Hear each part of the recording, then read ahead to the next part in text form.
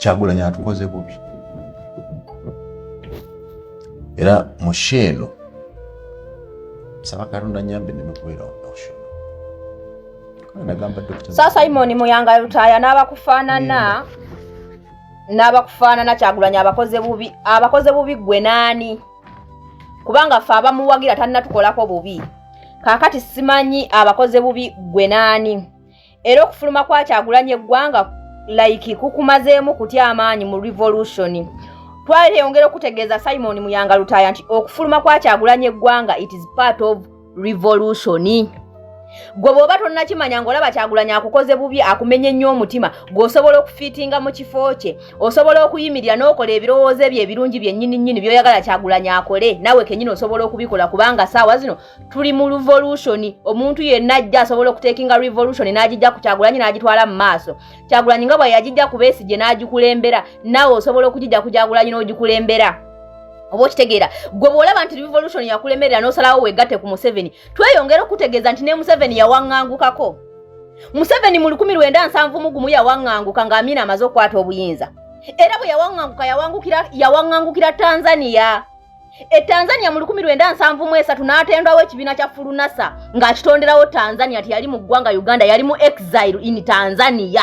Okitegeera naye ekyokuba nti yawaŋŋangukira mu Tanzania ekyo tekyafuula nti takyali mu revolution agivuddemu.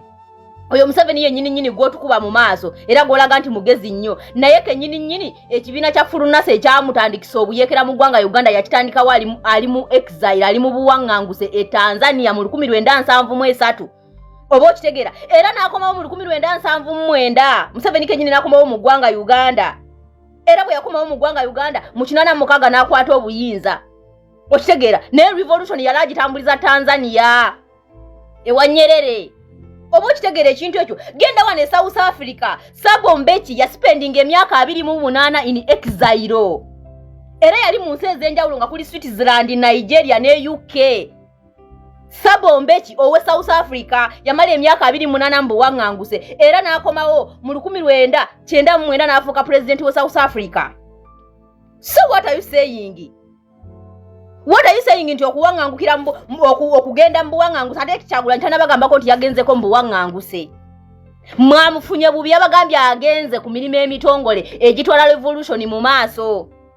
Okitegeera omusajja gwe bayita Helen Johnson Sirleaf ow'eggwanga erya Liberia naye yawaŋŋangukako. Oba okitegeera mu 1980 yawaŋŋanguka n'akomawo 2005 n'afuuka president w'eggwanga Liberia naye ng'emyaka gyonna agimaze mu buwaŋŋanguse. Omuntu asobola okuwaŋŋanguka n'asigala ng'akyatwala revolution mu maaso. Oba okitegeera Simon Muyanga Lutaya kati mwe mwagala okufuula ti okuwaŋŋanguka kwa Kyagulanyi oba okuva kwa Kyagulanyi mu ggwanga Uganda kati revolution ekomye. Ebyo mugenda bibuulira bali abasiru be munywerako amalwa Simon Muyanga Lutaya mwogeza njala yebatawaanya. Omusajja gwe bayita Patrice Talon Benin ow'eggwanga erya Benin yawaŋŋanguka n'awaŋŋangukira France. Oba okitegeera mu mwaka gwa 2012 n'akomawo mu 2014 mu mwaka gwa 2016 n'afuuka president w'eggwanga Benin.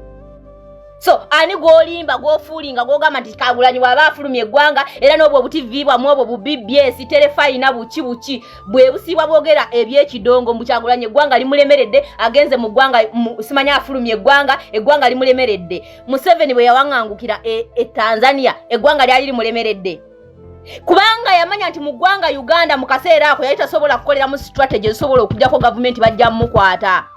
Revolution yonna esooka kusavinga the head omutwe gwa revolution bano ba subjects bone we bafa. Revolution esooka kusavinga muntu agikulembedde. Omuntu akulembedde revolution alina okubeera ng'akyali safe okugusa revolution. Kati gwe Simon Muyanga Lutaya bw'oba olaba nti nno owulya Kyagulanyi akumenye nnyo omutima you can kutwala revolution eno n'ogimujjako gwe n'ogikwata n'okola ebyo byonnyini ebisobola ogipushinga okutuuka ku nkomekerero nga tonnagamba nti akumenye nnyo omutima. Omusajja gwe bayita Idris Deby ow'e Chad yawaŋŋangukira mu ggwanga lya Sudan mu 1989 n'akomawo mu 1990 n'afuuka president w'eggwanga ki Chad. Kati gwe nakugambye nti okuwaŋŋanguka oba okufuluma mu ggwanga Uganda Kyagulanyi takyali ku revolution era revolution ewedde. Who told you that? Okuva kwa Kyagulanyi mu ggwanga Uganda n'agenda mu nsi yonna gy'agenzeemu it is part of revolution. era ekyo nakyo kye kimu ku mulimu gwe yalina okukola okulaba nti revolution egenda mu maaso. Oba okitegeera ekintu ekyo. So muleke kubeera awo mutwasamire. Nono yennyini gwe baakajjako wano we Iran, Nyatanora. Okitegeera. Oyo naye kennyini yawaŋŋangukirako mu France mu 1979. Era revolution eya Islamic Revolution yagitandikira France. Okitegeera.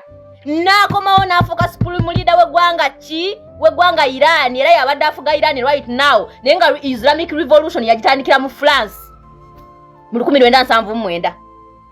Oba okitegeera. Naye muddawo ne mutwasamira Kyagulanyi afulumye eggwanga, ebintu bimulemye, ba propagandist be n'alembye ebibozi bye mutambuza. Fe abali mu revolution Kyagulanyi gyalimu tetuna complaininga. Era tubayo tumusabira afulume eggwanga, naye mu abatamwagala, abatamulondangako, abataberangako ku side ye, abata appreciatingangako kintu kyonna Kyagulanyi kye yalakoze, mwe mukulisaizinga. Era mulabira ddala nga okufuluma kwa Kyagulanyi yaziza gwa Nnaggomera ebintu bimulemye. Simon Mulyanga Lutaya. Gwe Dr. Kiza Besigye bwe bamukwata ne bamusiba kye kyakutwala mu NRM, ate n'ogenda owagire yasiba Besigye gwe wali osinga okwagala era tamuza revolution obulungi. Kato yasiba Besigye ate kati sawa zino gwe owagira. Ani gofulinga.